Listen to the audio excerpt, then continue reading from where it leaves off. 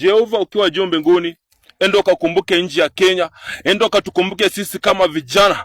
Naombea vijana wadogo, generation ya Gen Z, vijana ambao wengi wao wanaungwa na wanasiasa kwa sababu ya kueneza maroho za ukabila, kwa sababu ya kueneza maroho za kupiganisha wenzao kwa wenzao, lakini mwishowe wanachinjwa, wanatupwa kwa mashimo, mwishowe wanatumika vibaya kama daraja, wanaambiwa twende maandamano, lakini wanachinjwa, wanatupwa kwa mashimo za Kware. Baba, enda ukawakumbuke, enda ukaondolee maroho chafu, enda ukaondolee maroho za kuwapiganisha, enda ukaondolee maroho mbaya, enda ukakumbuke watoto wako ambao uliwakomboa na damu yako iliyomwagika pale msalabani. Usikae kimya nchi ya Kenya ikipotea, usikae kimya vijana wakitumika vibaya, usikae kimya vijana wakiangaishwa.